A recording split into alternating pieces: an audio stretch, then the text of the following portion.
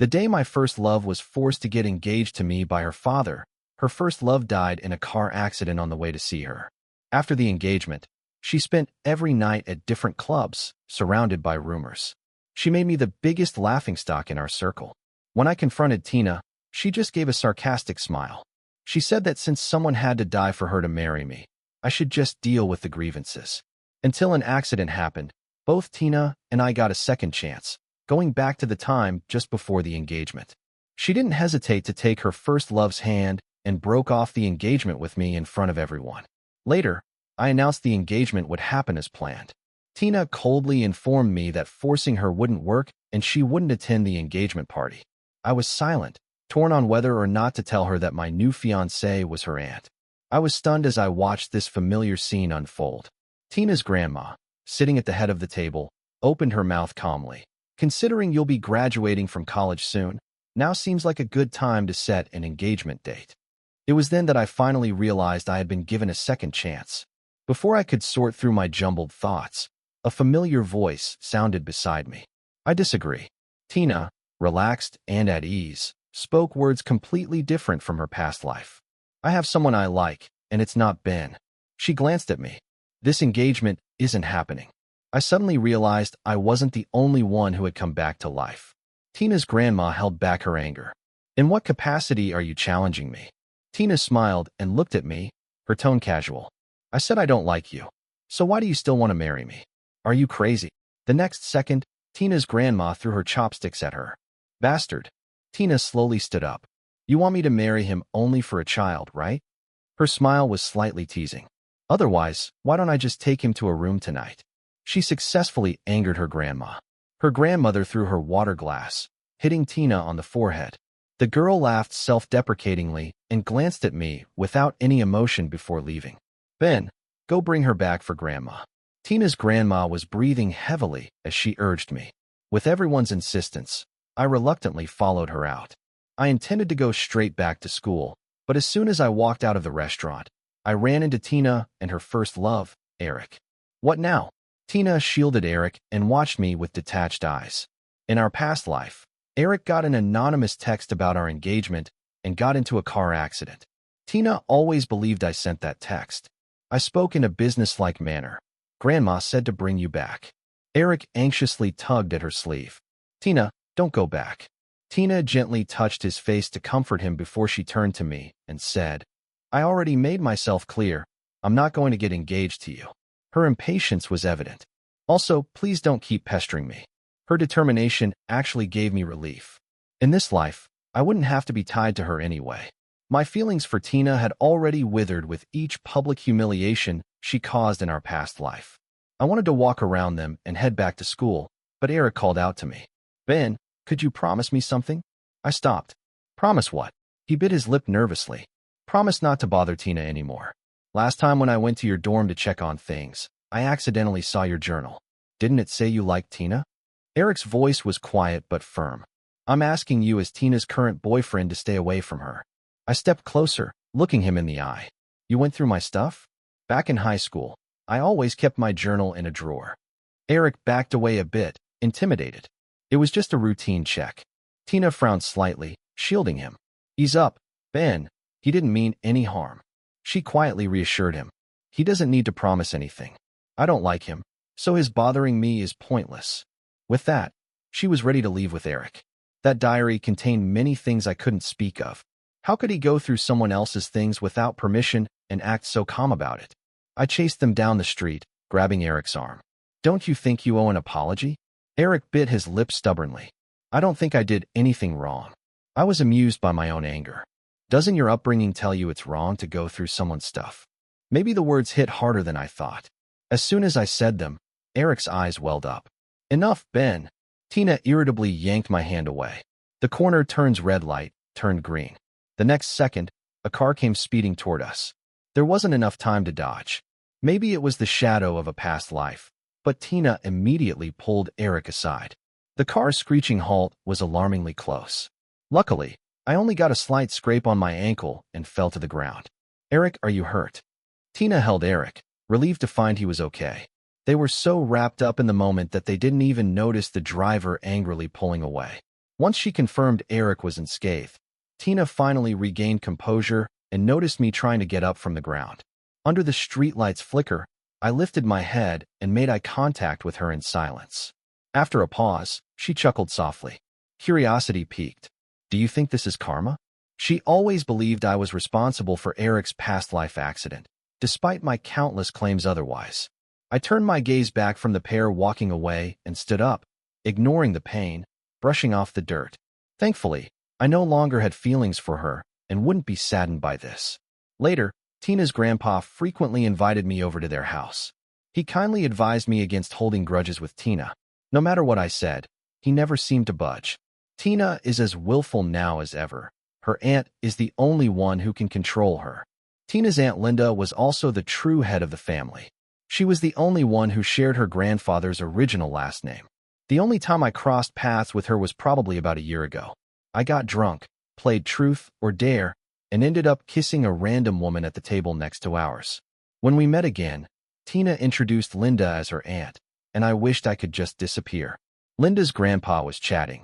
Then suddenly a mischievous glint appeared in his eyes. He clapped his hands and muttered too. Let's do it this way. Back then, I had no clue what he meant. A week later, Linda's grandpa tricked me into going to her family's hotel. Dripping wet from the rain, he handed me a room key card, telling me to go up and wait because someone would bring me dry clothes soon. But when I opened the door and turned on the lights, I was completely stunned.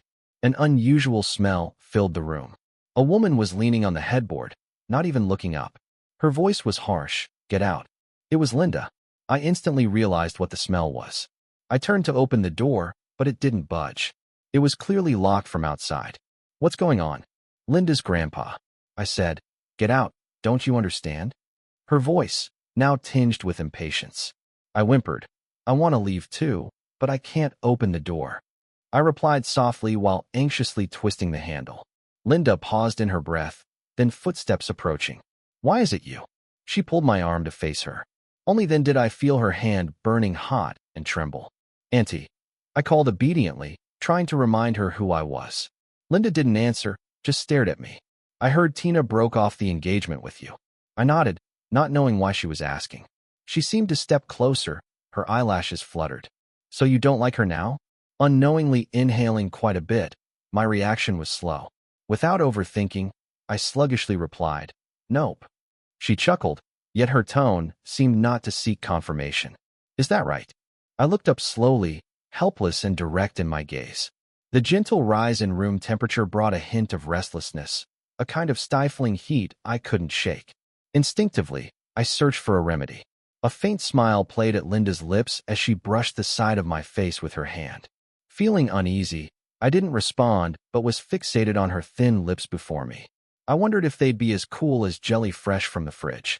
Say something. Her emotions were turbulent in her eyes, yet the rational tone made me seem impatient. I lowered my head, holding her shoulders. Then her phone rang abruptly. Linda tooted, ready to toss it aside, but paused when she saw the caller ID, eventually answering it. Auntie, you're back? It was Tina. A moment of clarity hit me. Meeting Linda's gaze, the action to kiss halted.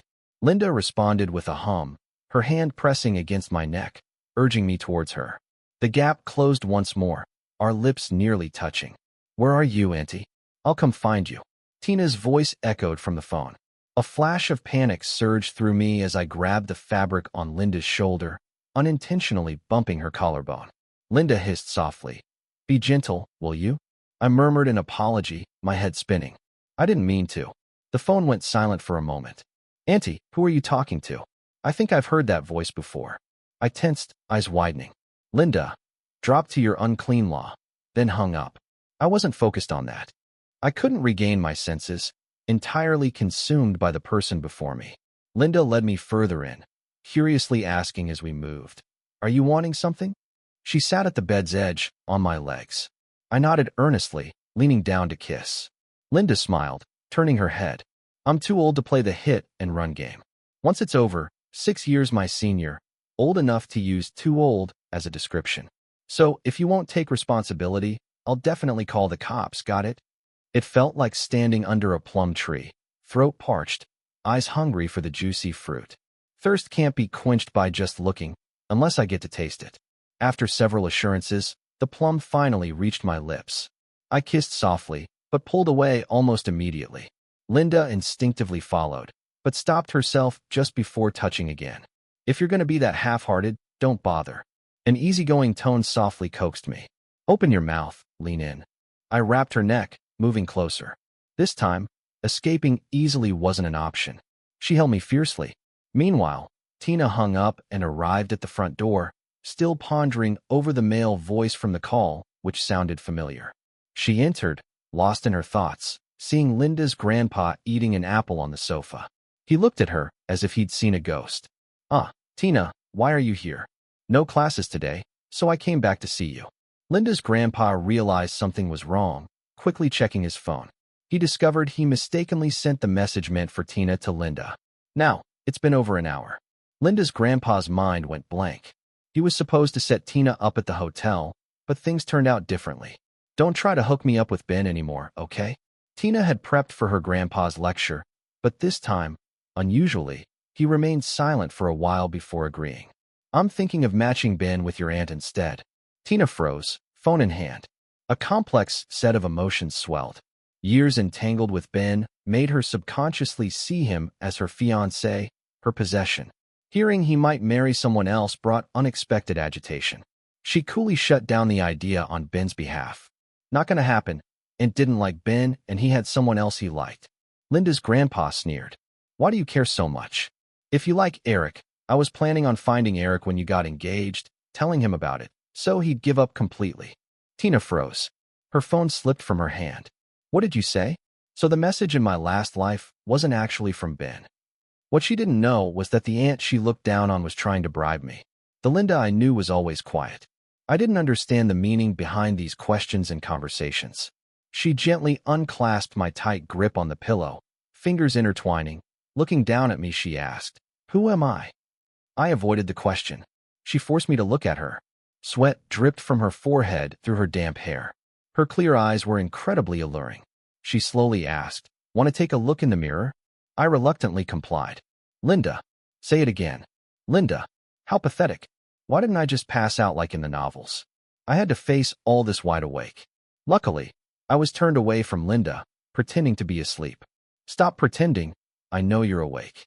Her soft voice shattered my carefully maintained composure. I shut my eyes, pretending to be dead till the end. Linda snickered softly. Forget it then. My wrist was grabbed. I instantly flared up, opening my eyes. Awake. She stared at me. My ears grew warm. I pressed my lips and said nothing. Linda got up, loosely wrapping her robe. She went to the cabinet and lit up the phone. A few seconds later, she turned the screen towards me. The big 110 on it made my blood pressure skyrocket. The woman had an amused look. Remember what I told you before? Was she going to call me out for getting her for free? Just as I was trying to figure out how to handle it, there was a sudden knock on the door. Ben, I know you're in there. Open the door. I need to talk to you. It was Tina. More trouble. I looked at the door completely lost. Tina kept yammering outside. Linda lost her patience with a small frown. She just opened the door. What is it? You have to bother us now. Tina paused for 2 seconds. And why are you here? Didn't Grandpa say Ben was here? Laying there in the bed, hopelessness enveloped me. Though I hadn't heard Linda's reply, I could already foresee the coming storm in my mind. Until, Aunt, is your boyfriend inside? Tina recollected that phone call. Grandpa might have mixed it up. I'll go ask at Ben's place then. She smiled understanding. Sorry to disturb you and Uncle. Give my regards to him. Not until Linda closed the door did I realize what happened. Had Tina's cluelessness saved us from this unavoidable crisis? Out of the corner of my eye, I saw Linda walking over hastily. I picked up my phone trying to busy myself, avoiding the previous. What are you doing? I bit my lip. Buying medicine. Linda raised an eyebrow. What kind? I hesitated for a couple of seconds. Not hiding. Birth control. A soft laugh came from above me, her lazy eyes. The words full of indifference. Why would I need it? I clenched the blanket tightly, annoyed. Because of me. What's with you? With Linda's calm expression, I felt a strange sense of grievance. No longer wanting to argue, I silently looked down, continuing to search for the pills. The phone was taken and tossed aside. The woman brushed my slightly red eyes, her voice unusually gentle. Stop worrying. I've taken it. I was stunned, trying to recall that part. Linda thought I didn't believe her, patiently every time, even pointed at the trash can, jokingly asking, "Want to check?" I didn't actually look, but finally recalled bits and pieces. With Linda's grandfather's special aroma, I acted like I'd never seen a woman. Linda dodging my kisses, gently coaxing, "Wait a bit." I chased her, mumbling, "Can't wait." Linda, she took a deep breath, reached for something on the bedside table, touched her ear, asking, "No more kisses?" Reason in Linda's eyes broke. "Can't let you smell this again." I was confused. A moment later, just before she kissed me again, she explained, "I can't handle it." So much embarrassment had numbed me. So when Linda asked me to carry her to the bathroom, I hesitated a bit. Then she stretched out her hands. "Well, be my guest." A soft chuckle escaped from Linda. She nestled into my neck as I walked to the bathroom. You're welcome." That day, Linda asked me again if I'd be responsible for her. Noticing my indecision, she didn't press, just said, "Your father's company is having cash flow problems, and Tina called off the engagement. She will find a new match for you soon." The next morning, on my way home, I was mulling over Linda's words.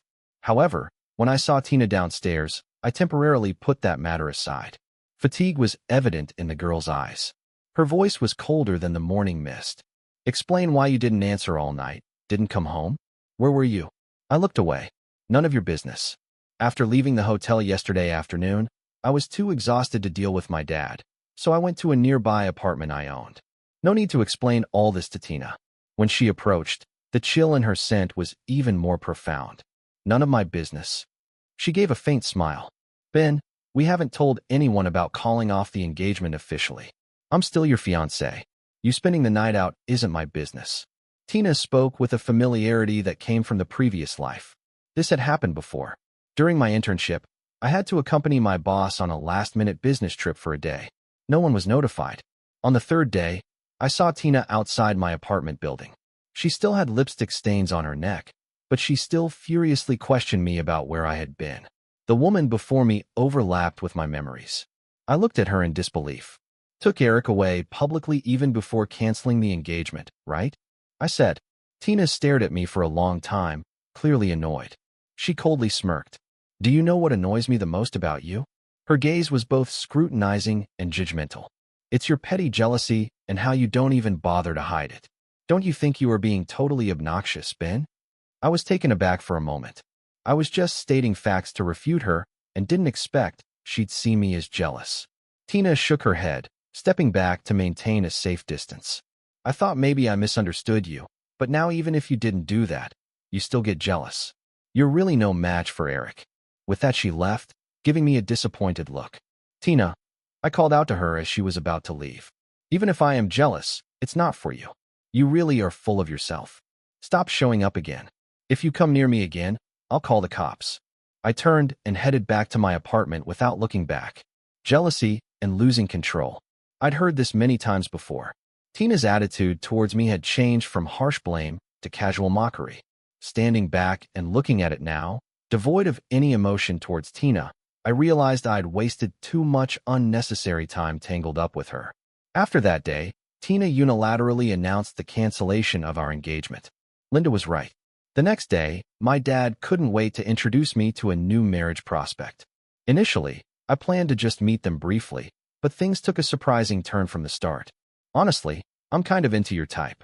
In the restaurant, my date, Lily, began candidly, but I couldn't say anything. If I admitted that her $30,000 shoes didn't mask her odor and it put me off eating, she'd probably leave right away. Then my dad would totally chew me out. As I was contemplating, a familiar voice responded to her. "Who do you like?" I instinctively looked up. Linda had a scarf draped over her arm. Her wavy hair casually streamed down her chest, slightly messy. There was a kind of leisurely elegance cultivated by the social scene. She looked at Lily with a not-so-friendly smile. "Linda, what a coincidence. I'm actually on a blind date." Lily stood up quickly. Almost in an instant, a heated gaze landed on me. If Linda's gaze could be translated into temperature, I'd probably already be sizzling. "Linda, would you like to join us for a meal?" Lily asked politely. Seeing that Linda hadn't left, unexpectedly, she really did sit down. You guys continue, pretend I'm not here. Linda fiddled with her fork, casually pushing around the broccoli on her plate. I nodded at Lily.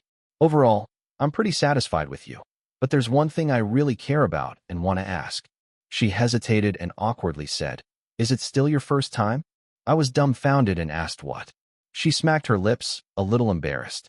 Because I kind of care about that. Linda halted her movements.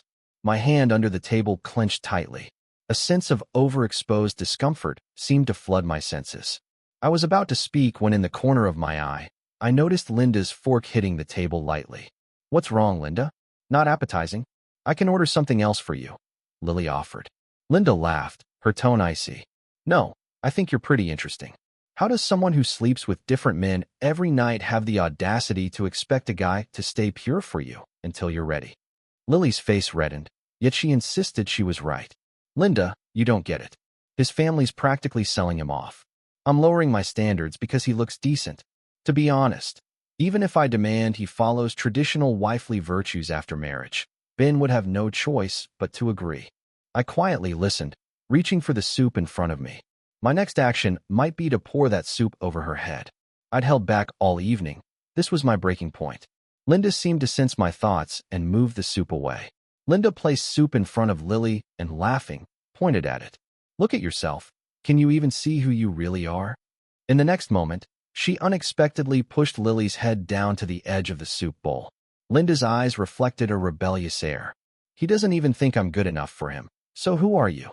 You're just maintaining appearances by clinging to your family's outdated glory.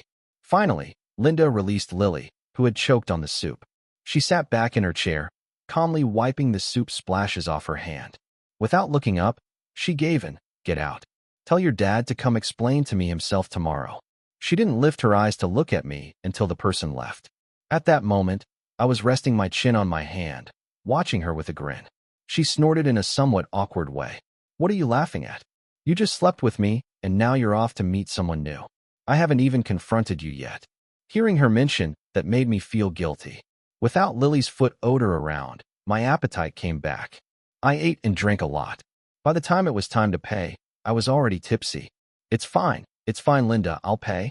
I will. I was taking the tradition of insisting on paying to the next level.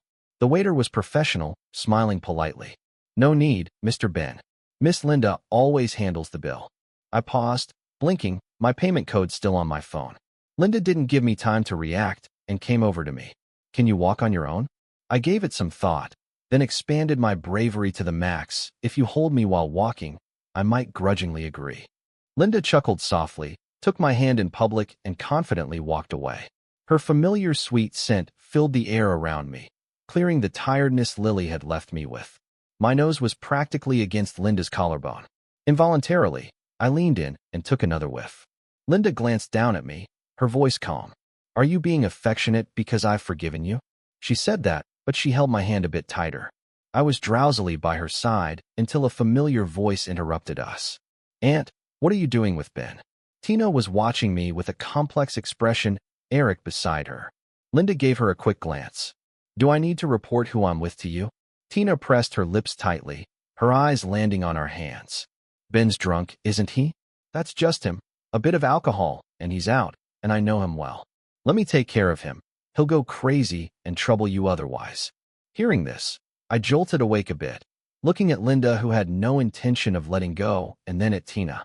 Our eyes met. Tina's expression suddenly darkened.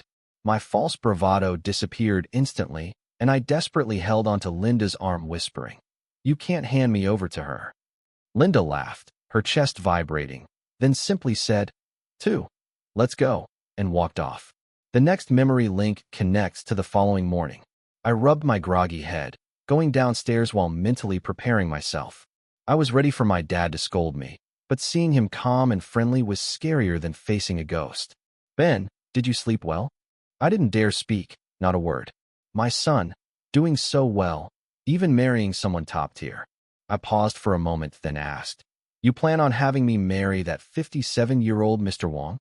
Dad's smile froze. Being with Linda has made you changes from silly to endearing. It's different. I was stunned. Suddenly forgotten memories rushed back. Last night, Linda took me home where I struggled with the seat belt.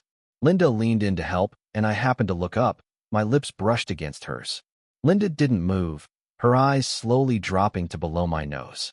In that small space, the sound of our breathing was amplifying the tension. Just when I thought Linda might do something, she pulled back with a mocking smile.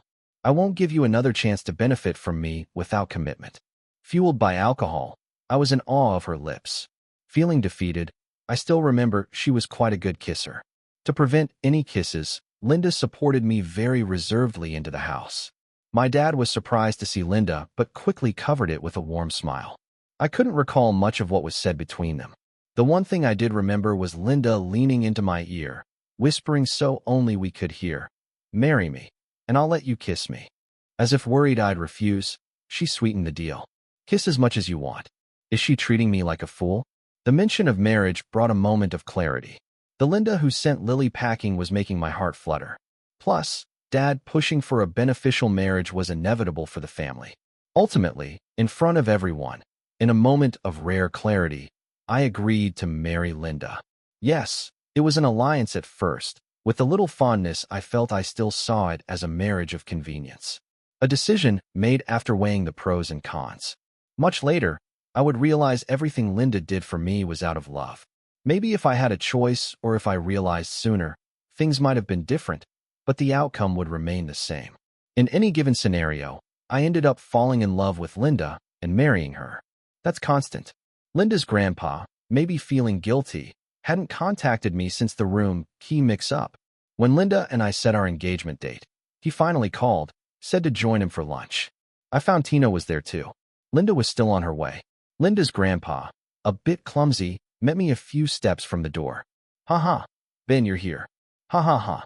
Watching him force a laugh, I was speechless.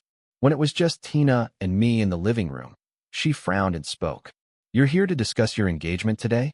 I nodded, not wanting to say more. "Ben, do you think you're being fair?" I could hear the irritation in her voice. I looked at her, totally confused. "I admit it. I'm starting to kind of like you now, but pushing me to marry you with family pressure, that's just gonna backfire, you know?" I was too shocked to even respond. Tina got up, brushing off her hoodie, still acting all high and mighty.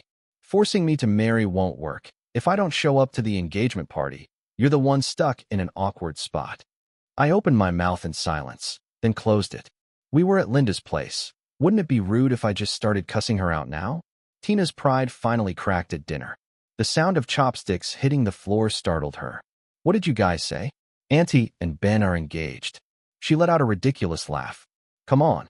You're kidding, right? They're not even in the same generation." Linda just nodded like it was obvious. "Soon you won't be in the same generation either.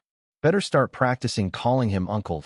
I was debating whether to give Tina a wise and forgiving elder look when she suddenly pushed her bowl away and stormed to her room in a sulk. Later that night, Linda had a bit to drink. As soon as we got in the car, she asked the driver to raise the petition. Instantly, my alarm bells went off. But then Tina, who had chased us, interrupted with a testing question. "Are you sure you want to marry him, Auntie?" Linda lazily leaned back against her seat, rolling down the window. Tina glanced past her, right at me. There was a mocking gleam in her eyes, like she could already see me failing miserably. "Auntie, you might not know this, but the guy you're about to marry used to be utterly, absolutely obsessed with me." Linda kept her head down, couldn't read her emotions. For some reason, I felt a bit nervous. Tina picked up on my reaction and laughed, her tone even more leisurely. "Ben has this notebook scribbled edge to edge with every little thing about his crush on me. Auntie, you sure you want to marry a guy who had a thing for your niece?"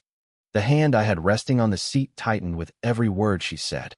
Tina was Linda's niece after all. The chance of her siding with me was way less than siding with Tina, especially after Tina embarrassed her like that. Linda draped one hand over the window ledge, lifting her wrist slightly to signal me to look at Tina. When our eyes met, Tina wore a triumphant smile. "See, Ben? Auntie's just telling you to leave and come with me. There's no way she'd choose you." Linda ignored her and asked me, "Did you hear all of her insults just now?" I wasn't sure about her intentions, so I just nodded silently. A shadow shaded my view. Linda leaned in, a barely visible smile at her lips. Her voice was hypnotic. "Ben, don't chicken out. Insult her back." Stunned, I looked up at her in disbelief. I'm here not just to stand up for you, but also to give you the confidence to do whatever you want. She narrowed her eyes slightly and raised a brow. Like now, wouldn't it feel better to just give it back to her yourself? She won me over like I was possessed. I leaned out the window, but before I said anything, I turned to Linda for reassurance. You really got my back? Her nod was almost a whisper.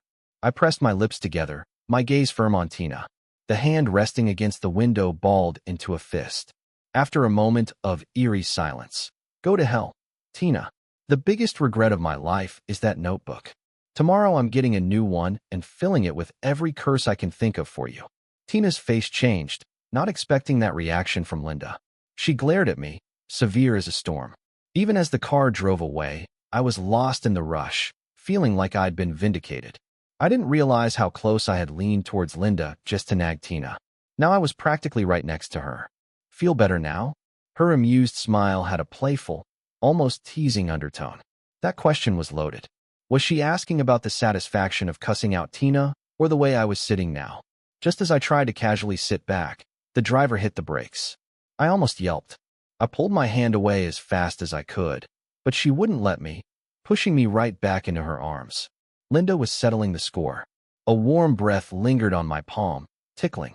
It wasn't just my palm tingling, it was my heart too. Her low voice slipped through my fingers. I pulled back, meeting her eyes, unsure. Linda looked amused. Why not find another spot to continue? Moonlight traced the outline of her eyes, crisp and classic, like snowy pines in winter. The erratic thumping of my heart easily shattered my feigned calm. I knew she had me before I even realized I was leaning into her shoulder. Our eyes naturally drifted down to each other's lips until they met. I was trying to recall every detail from that day we kissed in a haze, but maybe because Linda had been drinking this time, she seized control immediately. She cupped my chin, forcefully prying open my mouth, adjusting angles now and then or briefly pulling away, tilting her head to the other side before re-engaging. Midway through, I had a flicker of clarity. I tried pushing her shoulder away. The driver can't hear us, Linda whispered, slightly out of breath. Let's keep going. And then she pulled me back into her intoxicating hold. Tina didn't end up with Eric. This news came straight from her when she found me at a cafe working on a group project. The chair across from me was pulled out, and someone sat down. I heard from Grandpa you and Linda are planning to get hitched soon. It's the first time I heard Tina use her aunt's full name, so I glanced up at her. There was a sadness in her eyes that no amount of good looks could mask. I had a dream once, Ben. She chuckled and shook her head. In the dream, I misunderstood you and did a bunch of things that hurt you. The only good part was that you still liked me in the dream. She lowered her eyes, a smile mixed with bitterness. Turns out dreams really do go the opposite of reality. I haven't even done anything to you in real life, but you already don't like me. I didn't have the energy to argue with her about pointless stuff anymore. Suddenly, I remembered something and pulled a ring with my initial carved into it from my bag. I was about to return it to Tina. She looked at the ring and said calmly, "So you two even bought couple rings?" A simple sentence, yet I felt like I didn't understand. But Tina said, "Last time I saw a matching women's ring at Linda's place, but didn't expect the men's one to be in your hand." It felt like I was underwater, suffocated, and her words came from a distance, pulling me into even more distant memories. In a past life, I had a feeling Tina was falling for Eric. I was upset, but didn't want to get in the way. Just as I was planning to ask her, I got this gift box. Inside was this ring. I thought it was a gift from Tina, never considered it might be from Linda. That night when Tina came to me, I was so thrilled. I hugged her and boldly confessed, "Tina, I really like you." Tina didn't push me away. After a pause, she hugged me back. "I know," she said. "And you?" I lifted my head from her embrace, hopeful. Tina pressed me back into her arms so I couldn't see her face. "I never said I didn't like you," she replied ambiguously. That subtlety was lost on me at the time, thanks to my high dopamine levels. If it weren't for that ring, we probably wouldn't have gotten engaged. Then Tina's question brought me back to reality. My gaze fell on the ring again. I slipped it onto my finger. "What did you call me?" Tina didn't notice me laying a trap for her. Then I gave her a smile I hadn't shown in a while. "Remember to start calling me Unclean Law soon, okay?" Without a word, Tina left. I gave a nod to her retreating figure, satisfied she wouldn't come back to pester me. I didn't ask Linda about the ring right away, but there was a nagging question I couldn't shake. If she gave me the ring, why not say something? I stared at the ring, digging through past memories of Linda. Then it hit me. The day I confessed to Tina, I noticed a Cullinan facing us. It was too dark then to see inside before it drove away into the quiet night. Not long ago, I saw an identical Cullinan in Linda's garage. I thought, she's not silent. She saw me in love, so she didn't want to intervene until the day of the engagement. Linda put on the ring. The engagement party went smoothly except for something a friend from my internship said. His wife, 7 or 8 years older than him. He gave me this look and said, "Bro, cut your wife some slack, all right?" Then he patted my shoulder. Confused, I looked at him.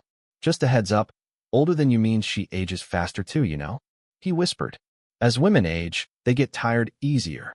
Linda didn't let me drink that night, turning down every toast. Darting-eyed over my fiancé, my admiration hit a peak only to drop flat. In Linda's apartment, she had me pinned on the couch, lightly tapping my face. "So how are you claiming she's old?" Her voice, soaked in alcohol, was husky and sexy. That's when I realized she overheard everything. I didn't mean it. I protested in a tiny voice. "I was going to get you some supplements if I knew that it'd nearly cost me my life." I'd never mouth off. Later I had no clue when or how we moved from the couch to the bedroom. I buried my face in the pillow. Her hand with the matching ring lay over mine. Our intertwined fingers made the rings clink softly. "You like them, young?" My voice was hoarse from shouting. Desperation had me shaking my head. No, I only like you." Like a roller coaster coming to a sudden stop, everything felt strangely still. "Really?" Linda stared at me. Feeling a little shy, I took ages to meet her clear, slightly anxious eyes. Sniffing, I reached up slowly, wrapped my arms around her neck, and, "Really, Linda, today's the day. I'm sure I like you." Not precisely true. Looking back, I liked her yesterday, a month ago, and had crush moments. But today I voiced it out, so I chose today as my first day of liking her. Linda's long and slightly greedy kiss was her response. Between breaths, she softly admitted, "Mine started way earlier." The next afternoon, I was in the study, flipping open a new journal I'd prepared. I wrote down yesterday's date then, for fun, the first day of liking Linda. Almost lost my life. High danger level. Planning to reduce my affection by 0.1% today if she lets me sleep peacefully. The affection scale can go up by 10%. A slither of sunlight made its way from my ring finger to my index finger. I finally put the pen down. Before closing the journal, something came to mind.